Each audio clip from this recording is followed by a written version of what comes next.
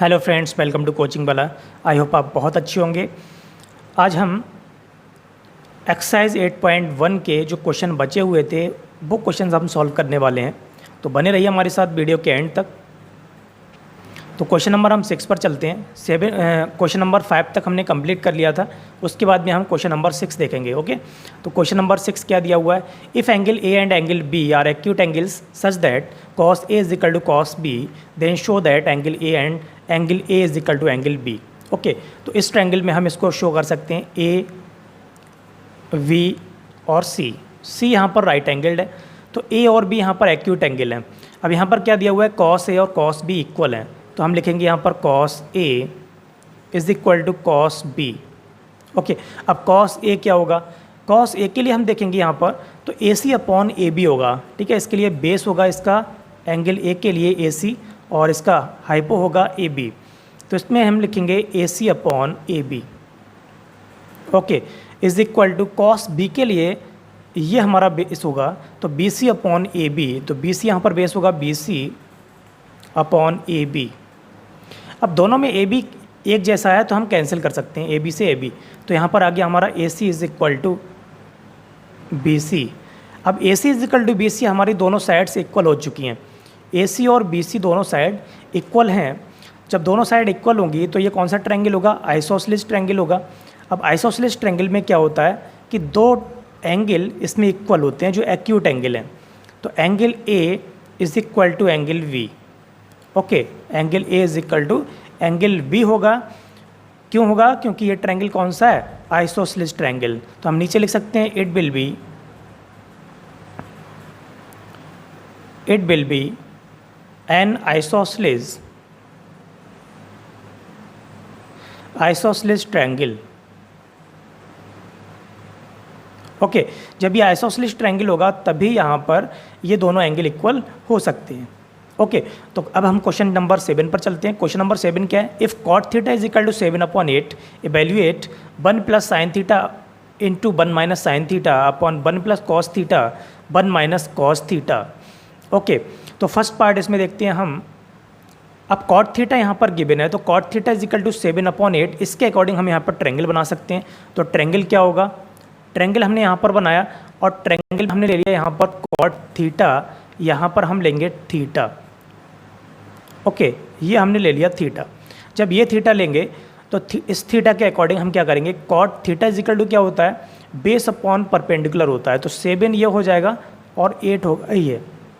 Okay, तो इसका base होगा 7, परपेंडिकुलर होगा 8, और हाइपोटेनियस क्या हो जाएगी इसमें? हाइपोटेनियस हम यहाँ से फाइंड कर सकते हैं और वहाँ से हो जाएगा ये 7 स्क्वायर प्लस 8 स्क्वायर। ओके, तो यहाँ से क्या वैल्यू आएगी इसकी? इसकी आ जाएगी 49 प्लस 8 8 जा यहाँ पर हो जाएगा 64। अब दोनों को हम ऐड करेंगे तो कितना हो जाएगा? 9 और 4 यहाँ पर हो गया 13, 6 और 4 10 हो गया, 10 और 1 11 हो गया। ओके, तो 113 यहाँ पर इसका हाइपो आ गया। ओके, हाइपो क्या है इसका? 113 अंडर रूट 113। तो यहाँ पर हम फाइंड कर सकते हैं 1 plus sine theta into 1 minus sine theta. तो कैसे होगा? साइन थीटा की वैल्यू हम यहाँ पर पुट करेंगे तो 1 प्लस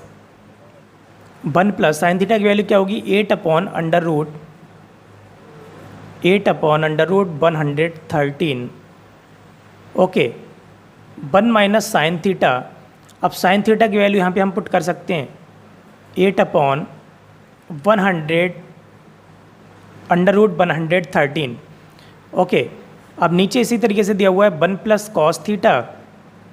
1 प्लस कॉस थीटा की वैल्यू हम पुट करेंगे तो 7 अपॉन 113 हो जाएगा अंडर रूट में, into 1 minus 7 upon under root 113।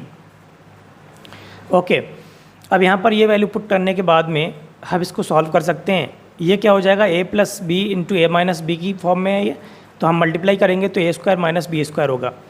तो यहाँ पे हम लिख सकते हैं 1 माइनस 8 8 जा 64 अपॉन 113, और नीचे वाले में हो जाएगा ये 1 माइनस 7 7 हो जाएगा 49 अपॉन 113।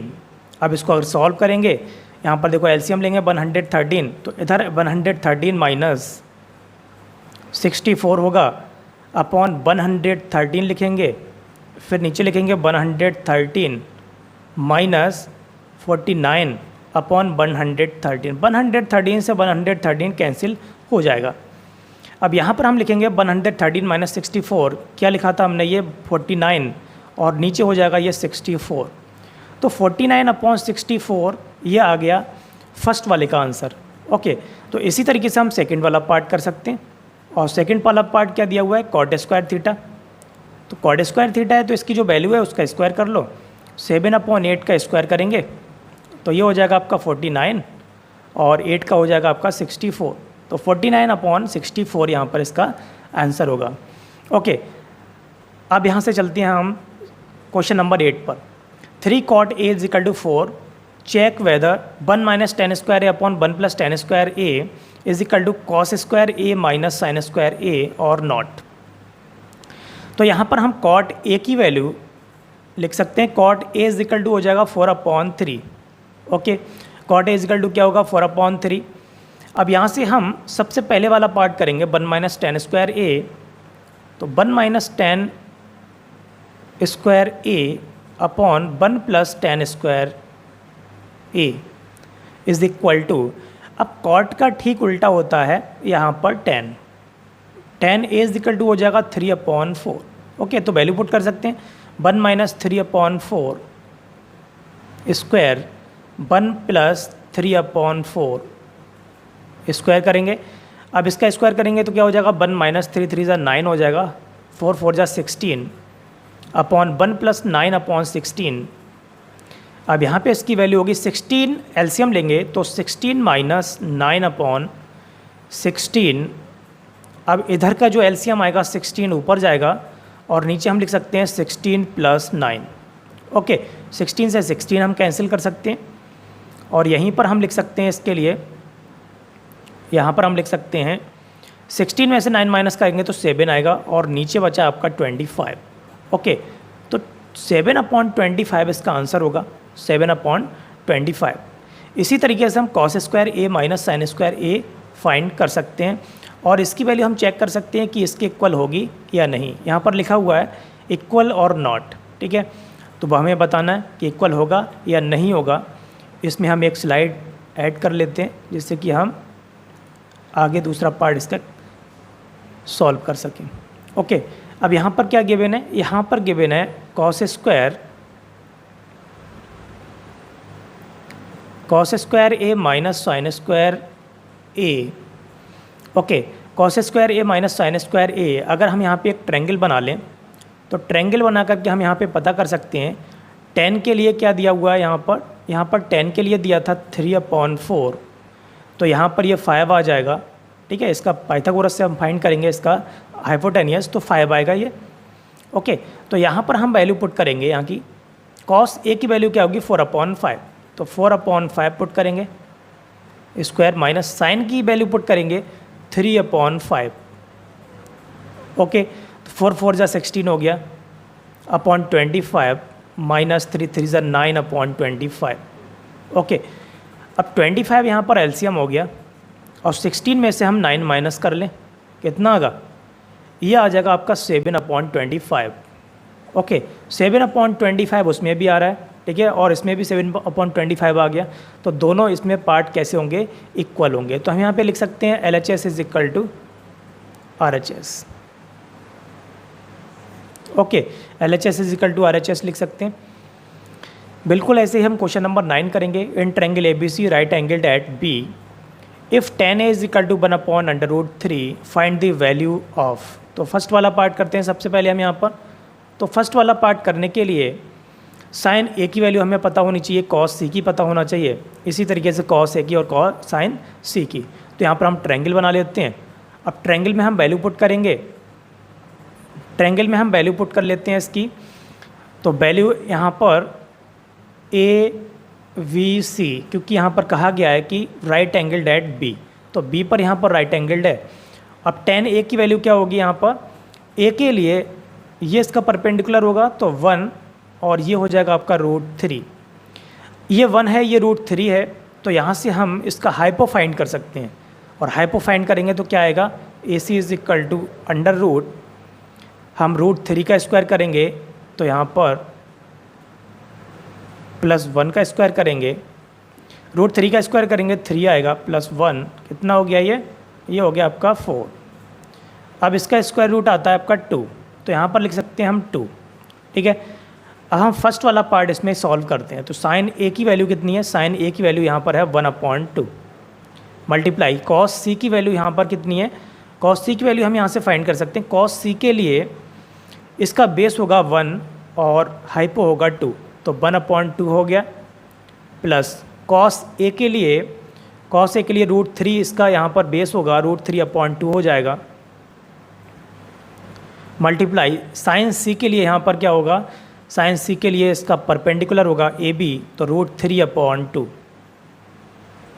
ओके, वैल्यू पुट कर ली हमने। अब यहाँ पे हम मल्टीप्लाई कर सकते हैं, तो ये हो जाएगा 1/4 प्लस √3 की √3 से मल्टीप्लाई करेंगे तो 3 ये आ जाएगा 4। ओके, तो 4 यहाँ पर एलसीएम है, ऊपर आ जाएगा 1 + 3 4 हो गया, 4 से 4 हम कैंसिल कर सकते हैं। जब 4 से 4 कैंसिल हो गया तो यहाँ पर आ गया आपका 1। ओके, तो इसका आंसर क्या होगा, 1 होगा।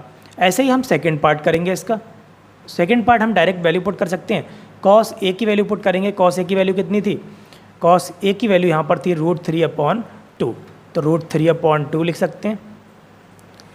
कॉस सी की वैल्यू यहाँ पर क्या थी, कॉस सी के लिए हम वैल्यू पुट करेंगे 1/2, कॉस सी के लिए 1/2 माइनस साइन ए के लिए देखेंगे तो 1/2 आएगा, 1/2 मल्टीप्लाई साइन सी के लिए यहाँ पर √3/2 होगा।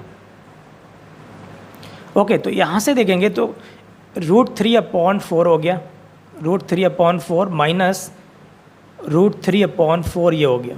ठीक है, तो दोनों ये कैंसिल हो जाएंगे और ये हो गया आपका 0। ठीक है, तो सेकंड पार्ट इसका आ गया 0 और फर्स्ट पार्ट इसका आ गया 1। ओके, इसी तरीके से हम क्वेश्चन नंबर 10 पर चलते हैं। वीडियो अगर अच्छी लगी हो तो लाइक करें, शेयर करें, कमेंट करें और चैनल को सब्सक्राइब करें। क्वेश्चन नंबर 10 पर देखेंगे, in triangle PQR right angle at Q PR + QR is equal to 25 and PQ is equal to 5. Determine the value of sin P, cos P and tan P. Okay, तो यहाँ पर हमने triangle बना दिया और triangle बनाने के बाद हम देखेंगे इसको, यहाँ पर ट्रायंगल बनाने के बाद इसकी वैल्यू हम पुट कर लेते हैं। ओके, यहाँ पर हमने वैल्यू पुट कर ली इसकी।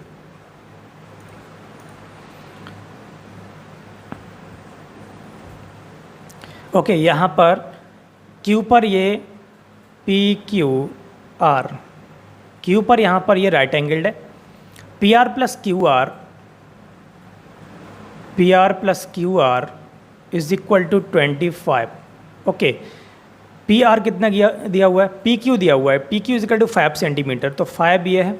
ओके, अब बाकी के हमें साइड फाइंड करनी होंगी, तभी हम फाइंड कर सकते हैं वैल्यूज़। ठीक है, साइन P, कॉस P की और tan P की। तो यहाँ से हम सबसे पहले देखेंगे पाइथागोरस से। तो पाइथागोरस से क्या हो जाएगा, PR² is equal to PQ² + QR²।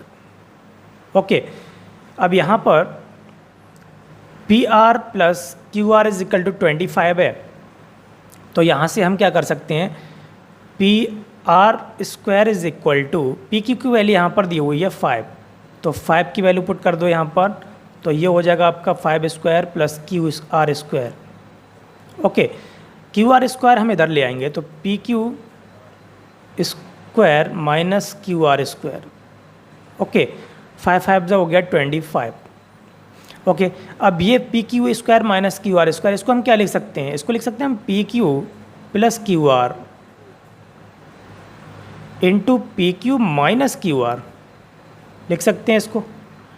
अब इधर कितना है, 25 है, और 25 देखो दिया हुआ है PR + QR, तो यहाँ पे हम लिख सकते हैं 25 PQ - QR is equal to 25।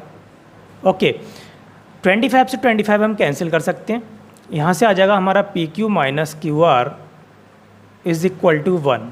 ठीक है, अब यहाँ पर हमें एक इक्वेशन ये मिल गई और एक इक्वेशन हमारी ये वाली है। अब इन दोनों को हम सॉल्व कर लेते हैं। तो PR + QR इनको हम ऐड करेंगे, तो PR + QR देखो इधर प्लस है यहाँ पर और यहाँ पर माइनस है, तो P R plus Q R is equal to 25 है, और एक तरफ P R minus Q R is equal to 1 है। दोनों को हम ऐड करेंगे तो ये कैंसिल हो जाएगा क्यू आर स्क्वायर, तो ये हो जाएगा 2 P R is equal to 26। तो पी आर यहाँ से आ गया हमारा, 2 से डिवाइड करेंगे तो ये आ गया 13। तो पी आर की वैल्यू यहाँ पर कितनी आ गई? 13। ऐसे ही हम क्यू आर फाइंड कर सकते हैं। तो फर्स्ट वाले इक्वेशन में वैल्यू पुट करेंगे तो क्यू आर यहाँ से कितना आ जाएगा? 25 में से माइनस कर देंगे 13, ये आ जाएगा आपका 12। ठीक है नहीं? तो क्यू आर इजिकल टू कितना आ गया? 12 आ गया। अब यहाँ से हम बाकी की वैल्यू फाइंड कर सकते हैं, साइन पी, कॉस पी और टेन पी। ओके, तो इसके लिए हम एक स्लाइड यहाँ पर ऐड कर लेते हैं। ओके, तो साइन पी कितना हो जाएगा? यहाँ पर हम ट्रायंगल, ठीक है, यहाँ पर ये हमारा 5 है पी क्यू, और पी आर यहाँ पर हमारा 13 है, और आर क्यू हमारा यहाँ पर 12 हमने फाइंड कर लिया है। तो साइन पी कितना हो जाएगा? Sine P is equal to हो जाएगा 12/13, 12/13 परपेंडिकुलर अपन हाइपो हो जाएगा। इसी तरीके से हम कॉस पी फाइंड करेंगे। कॉस पी कितना होगा? 5/13, 5/13। ऐसे ही हम फाइंड करेंगे टेन पी। टेन पी क्या हो जाएगा? 12/5 परपेंडिकुलर अपॉन बेस, तो 12/5। ओके, तो इस तरीके से हम इनकी वैल्यू फाइंड कर सकते हैं। ओके, इसी तरीके से हम क्वेश्चन नंबर 11 पर चलते हैं। State whether the following are true और फॉल्स, जस्टिफाई योर आंसर। तो फर्स्ट वाला क्वेश्चन दिया हुआ है, the value of 10 is always less than 1।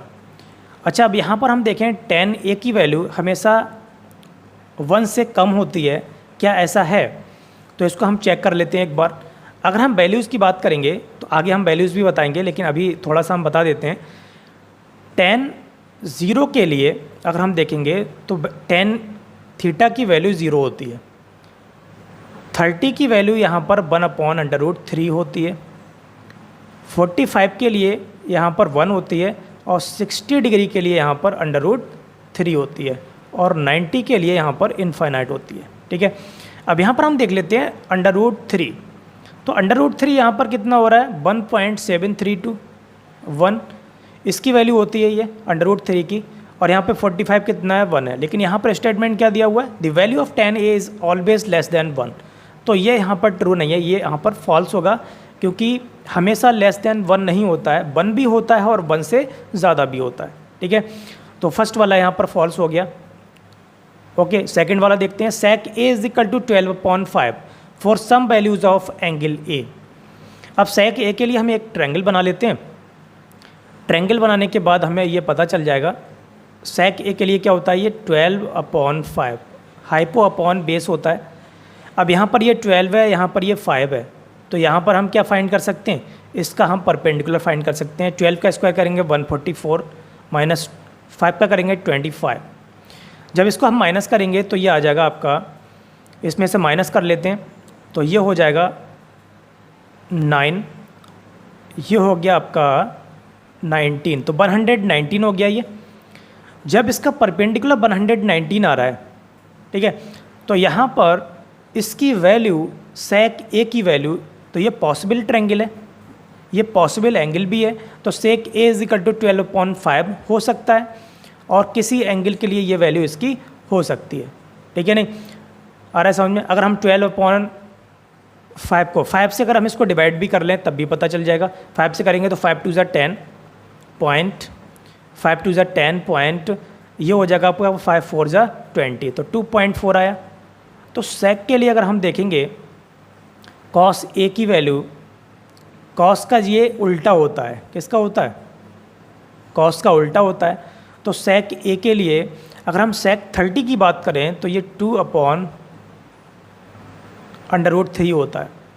ऐसे ही 45 √2 होता है, और 62 होता है। ठीक है, तो यहाँ पर हम कह सकते हैं, क्योंकि यहाँ पर 2/√3 है, तो इसको जब हम डिवाइड करेंगे इससे, तो ये 2 से इसकी वैल्यू ज़्यादा आएगी नहीं? तो मैक्सिमम वैल्यू उसकी हो सकती है। और यहाँ पर जो वैल्यू दी हुई है sec A की 12/5, तो ये पॉसिबल है, इसी वजह से ये एंगल ए सेकंड वाला पार्ट बिल्कुल ट्रू होगा। ओके, ऐसे ही हम थर्ड देखेंगे, cos A is the abbreviation use for the cos second of angle A, तो ये भी फॉल्स होगा, ये इसका एब्रीविएशन होता है लेकिन cos सेकेंड का नहीं होता है, ठीक है नहीं, तो ये फॉल्स होगा। फोर्थ वाला पार्ट देखेंगे, cot A is the product of cot and A, तो ये प्रोडक्ट नहीं होता है। cot अगर देखेंगे, अगर हम इंग्लिश की बात करें तो cot क्या होता है, एक तरीके से 4π cot, ठीक है, लेकिन इसमें एंगल होना ज़रूरी है, तो थीटा हो या फिर फाई हो या कोई भी एंगल हो, तभी हम इसकी वैल्यू हम ट्रिग्नोमेट्री में देख सकते हैं। तो cot A कंप्लीट वैल्यू होती है इसकी, ठीक है, तो ये भी फॉल्स हो जाएगा यहाँ पर। पार्ट नंबर 5 देखेंगे, sine theta is equal to 4/3 for some angle theta. अब sine theta is equal to क्या दिया हुआ है, 4/3, तो 4 यहाँ पर इसका परपेंडिकुलर होगा और 3 इसका क्या हो जाएगा, हाइपो हो जाएगा।